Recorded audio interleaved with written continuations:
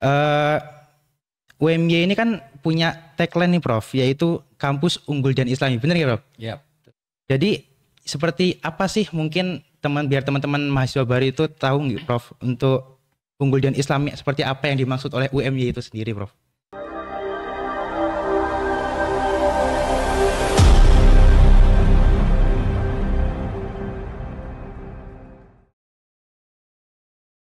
Assalamualaikum warahmatullahi wabarakatuh. Kembali lagi pada podcast Orientasi Studi Dasar Islam tahun 2024. Bagaimana kabarnya teman-teman mahasiswa baru angkatan tahun 2024? Semoga selalu sehat dan walafiat dan tentunya selalu tetap semangat. Di podcast kali ini kita kedatangan tamu yang sangat luar biasa, yaitu sangat bisa dibilang orang pentingnya UMY gitu. Langsung kita kenalan aja ya oleh Profesor Gunawan. Mungkin bisa disapa dulu Prof untuk teman-teman ya. mahasiswa baru tahun 2024-nya. Assalamualaikum warahmatullahi wabarakatuh.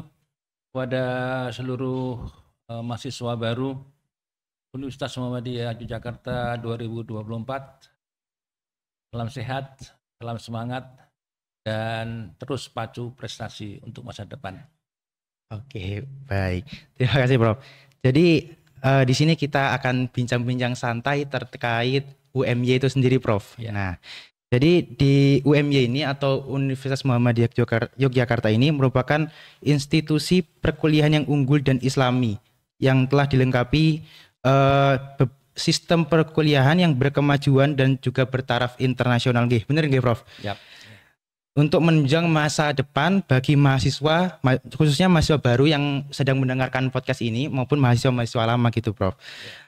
Serta kehidupan kampus yang telah dirancang secara seimbang guna menghasilkan lulusan yang unggul dalam teknologi namun tetap berlandaskan nilai-nilai keislaman atau sesuai dengan visi misi dari UMY itu sendiri. Oke. UMY ini kan punya tagline nih Prof, yaitu kampus unggul dan Islami. Benar ya Prof? Ya. Jadi seperti apa sih mungkin biar teman-teman mahasiswa baru itu tahu nggak Prof untuk unggul dan Islami seperti apa yang dimaksud oleh UMY itu sendiri Prof? Ya, terima kasih. Jadi tagline unggul dan Islami itu adalah perasan dari visi UMY menjadi sebuah universitas yang unggul dalam pengembangan ilmu pengetahuan dan teknologi berlandaskan nilai-nilai keislaman bagi kemaslahatan umat. Ada dua kata penting. Pertama adalah unggul. Unggul dalam iptek. Iptek itu adalah tools, alat. Alat untuk apa? Ya alat untuk beribadah. Kalau iptek itu dimanfaatkan dengan berlandaskan kepada nilai-nilai agama Islam. Dan secara global Islam itu adalah bicara tentang manusia. Oleh karena itu kenapa kemudian kita melihat nilai penting dari internalisasi nilai-nilai keislaman itu ke dalam ilmu pengetahuan yang dipelajari oleh mahasiswa kita gitu. Oke, berarti memang UMY ini sangat lengkap. Agamanya dapat, secara akhirat dapat, dunia juga dapat, selain keilmuan dapat. Insya Allah. Oke, berarti nggak sia-sia pastinya untuk mahasiswa teman-teman mahasiswa baru yang telah masuk ke dalam bergabung dengan UMY ini. Benar nggak Prof? Ya, jadi kuliah itu tidak ingin mencetak orang pintar. Oh, oke. Tapi kuliah itu ingin mencetak orang yang cerdas. Cerdas apa? Cerdas dalam berkehidupan. Ya. Jadi kita akan melihat bahwa proses perkuliahan itu adalah mencetak karakter. Jadi orang agak susah memahami ini. Sebetulnya kita kuliah itu bukan ingin jadi orang pintar. Karena kalau kita hanya ingin menjadi orang pintar, kita itu nanti hanya akan memperalat orang lain menggunakan ilmu yang kita miliki. Tapi kalau kita berkuliah itu dalam rangka untuk mendesain diri kita menjadi figur yang punya karakter. Apa sih karakter? Karakter itu sesuatu yang bisa dirasakan oleh orang lain. Jadi orang pintar itu tidak banyak gunanya. Tapi orang yang cerdas memanfaatkan kepintarannya agar bermanfaat bagi orang lain yang dinamakan dengan karakter. Betulnya. Oke, Prof. Berarti emang di salah satu tujuan khusus kuliah atau secara umum kuliah di UMY itu yaitu kita secara mencerdaskan keilmuan dan juga akhiratnya gitu. Ya. Lalu Prof, selain unggul dan Islami, UMY juga punya lagi unggulan yaitu dikenal dengan mahasiswanya yang mudah mendunia. Mudah mendunia. Oke, benar nggih Prof? Betul, ya. Jadi menurut Prof ini bagaimana sih mahasiswa seperti apa yang mudah mendunia yang diharapkan oleh UMY itu sendiri, Prof? Ya, kita tidak pernah melihat bahwa Islam itu turun hanya untuk bangsa tertentu. Dan saya juga tidak pernah melihat pasal satupun di anggaran dasar Muhammadiyah, di anggaran rumah tangga Muhammadiyah, bahwa Muhammadiyah didirikan hanya untuk orang Indonesia. Artinya apa?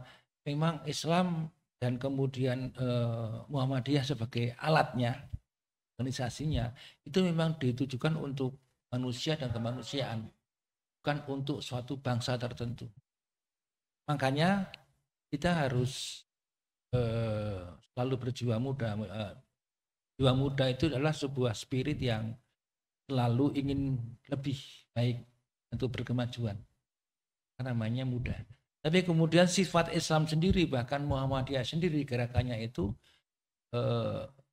memang diperuntukkan untuk manusia dan kemanusiaan. Tidak dibatasi oleh batas administratif suatu negara. Jadi global. Jadi orang Islam, orang-orang muda Islam itu harus selalu berjiwa muda. Kita tidak bicara umur. Karena banyak umur sudah banyak, tapi jiwanya belum dewasa juga banyak. Jadi di sini kita tidak menggunakan batasan umur, tapi adalah jiwa muda. Berapapun umurnya, banyak orang yang selalu mengatakan bahwa berjiwa muda itu merupakan bagian terpenting dari kita mendapatkan kemajuan. Dan agar kita tidak tertinggal dalam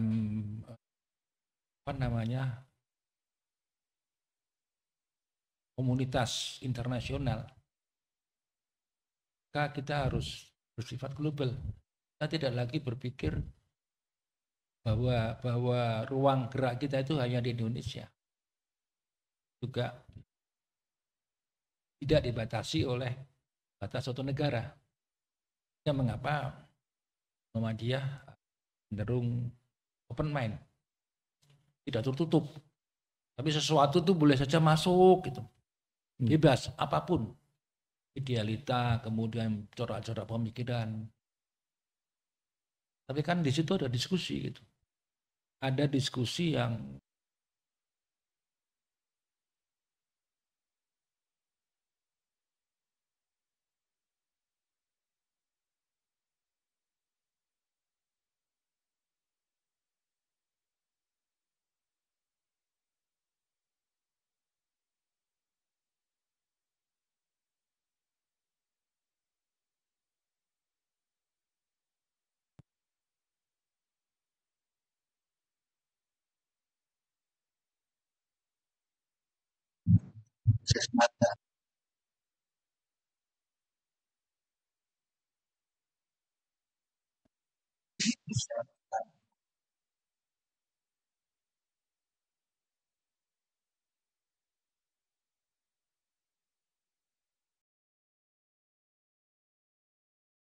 kita tutup pintu terhadap semua bentuk produk pemikiran di luar. Ya, pun begitu. Berarti emang luar biasa ini bagaimana UMY ini mencetak mahasiswa yang muda mendunia, bukan secara umur tapi secara jiwanya sendiri itu ya Prof. Dan juga UMY ini kerjasamanya secara skala internasional sehingga mahasiswanya banyak sekali yang lulusannya dapat mampu kerja di internasional juga di luar negeri. Lalu secara kampus ini Prof, Bagaimana sih kampus ini mewujudkan kampus yang unggul dan islami serta mudah mendunia yang dimaksud, Prof? Ya, jadi itu dua sisi yang berbeda, tetapi itu dalam satu keping uang yang sama. Keping uang itu kan ada gambar burung, yang sebelahnya sana adalah 100 perak, gitu Ya, kan. betul, Prof. Tapi itu nggak bisa dipisahkan. Itu satu kesatuan, satu kepaduan yang tidak mungkin dipisahkan. Artinya apa? Kita harus melihat bahwa kalau kemudian kita ini bisa menguasai ilmu pengetahuan, akan menciptakan pengetahuan, maka itu harus dalam format nilai-nilai kemanusiaan yang banyak diatur oleh agama kita, Islam. Di Islam itu bukan melulu bagaimana kita selalu berhubungan dengan Khalik, dengan Allah, tapi lebih banyak kandungan Islam itu kan bagaimana kemudian kita berperilaku pada orang lain.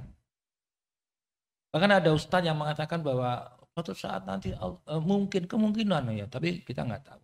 Kemungkinan Allah tidak akan melihat berapa hebat salatmu, seberapa hebat kamu menegakkan sholat. Tapi Allah pasti akan bertanya seberapa besar kegunaan dirimu bagi orang lain. Itu yang kata-kata bijak yang saya pikir, oh ya benar juga. Ya, iya. Jadi itu satu sisi, bagaimana kita bisa unggul dan juga kita bisa membawa nilai-nilai keislaman. Nah, tapi juga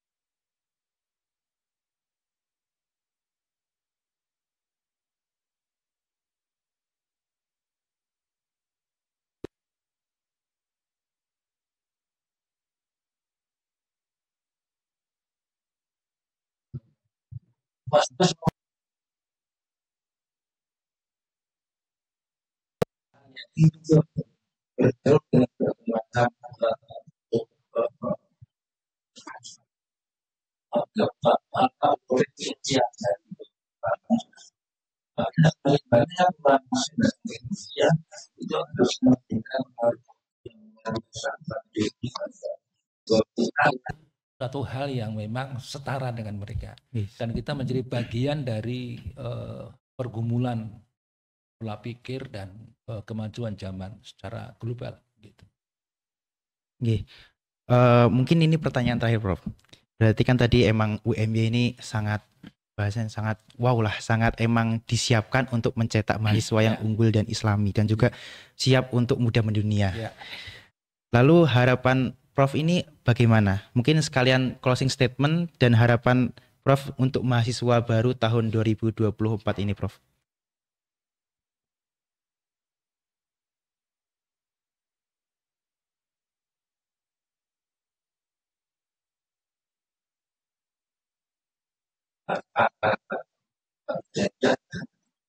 Itu jika kita melemahkan maka perusahaan itu dan ada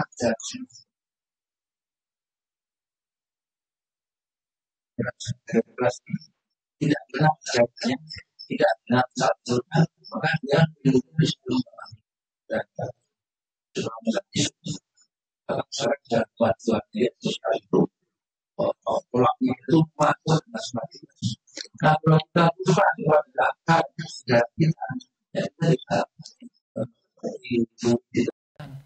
bisa dibawa ke utara, bisa dibawa ke selatan dan sebagainya. Makanya generasi muda harus banyak juga untuk mulai belajar sejarah. Yang kedua, generasi muda ini kan satu generasi yang sekarang serba mudah. Betul, Bro. Semuanya ada.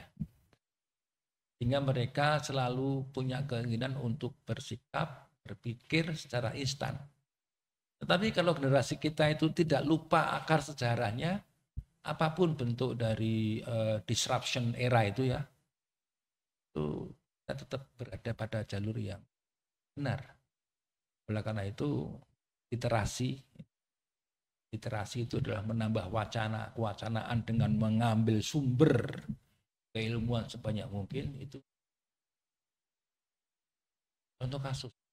jujur nih saya katakan, saya punya mahasiswa yang kemudian diprotes oleh teman-teman, bahkan oleh dosen yang lain. Pak, kenapa anak ini dapat A, Pak?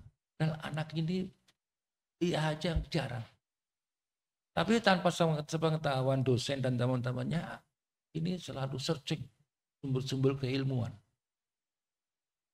Sehingga sebetulnya mahasiswa ini tidak butuh dosen. Nah itu yang saya katakan, kok bisa seperti itu Pak? Iya, karena suatu saat nanti dosen itu akan tersisihkan oleh kecerdasan yang bisa dipacu oleh mahasiswa sendiri, dengan usaha sendiri, dengan melakukan searching sumber-sumber keilmuan yang luar biasa di internet. Nah, kadang-kala kita paham lah proses kepentingan masing-masing, ya, tugas dan kewajiban masing-masing. Tapi kita harus akui bahwa waktu luang jam terbang mahasiswa di internet itu jauh lebih besar, jauh lebih banyak. Maka kalau dosen tidak update, dia mengupdate dirinya dengan sumber informasi yang baru, ya suatu saat mahasiswa akan mengatakan, saya tidak butuh dosen. Saya cuma butuh dosen itu saat ujian saja untuk dapat nilai. Dan itu beberapa mahasiswa membuktikan itu. Dan nilainya bagus. Nah, saya pikir inilah literasi. Literasi mahasiswa bisa secara fisik, ya kita membaca jurnal, membaca buku, itu juga bisa digital. Ya. Jurnal, kita langganan jurnal mahal-mahal. Tapi kita melihat presentasi mahasiswa yang membuka jurnal itu di perpustakaan baru dikit. Padahal itu gratis. Padahal kita langganan jurnal itu mendekati angka M. Nah, ketiga, kuasai bahasa asing. Kita kan mau Arab, mau Mandarin, mau bahasa Inggris. Kenapa kita merasa selalu tersisih? Kenapa kita selalu kalau ketemu dengan orang asing merasa diri kita itu rendah? Karena kita nggak bisa ngomong bahasa mereka. Kita tidak paham mereka itu ngomong apa. Betul. Sekarang jujur Mas, kita bicara. Orang pinter banget. Tapi dia nggak bisa bahasa Inggris. Kalah dengan orang yang biasa-biasa saja, tapi dia fasih berbahasa Inggris atau berbahasa Arab. Kayaknya orang ini pinter ya gitu ya. Betul. Nah, jadi bahasa itu merupakan jembatan kehidupan. Kuasailah satu bahasa. Oke, terima kasih Prof. Berarti harapan dari Profesor ini, Prof Gun, berarti untuk mahasiswa baru khususnya angkatan 2024 tadi, pertama terkait pelajari sejarah, jangan untuk melupakan sejarah. Yang kedua terkait kemudahan akses itu harus benar-benar dimanfaatkan dengan sebaik-baiknya, Prof. Terkait tadi UMY, kaget tadi beneran hampir 1 M untuk menyiapkan jurnal per tahun itu. Lalu yang terakhir kuasai bahasa asing untuk mempermudah kita, apalagi UMY ini punya moto mudah mendunia. Salah satu caranya yaitu dengan menguasai bahasa asing. Ya, benar Prof. Kalau gitu mungkin kami sampaikan terima kasih Prof sudah hadir dalam podcast OSDI tahun 2000. Ya. Siap. Tiada kata putus untuk belajar. Gitu betul itu. Sekali lagi tiada kata putus untuk belajar. Gitu teman-teman. Mungkin cukup sekian dari saya. Kalau mohon maaf, saya Alkut sebagai moderator undur diri. Terima kasih. Sampai bertemu pada orientasi studi dasar Islam tahun 2024. Wassalamualaikum warahmatullahi wabarakatuh. Waalaikumsalam warahmatullahi wabarakatuh.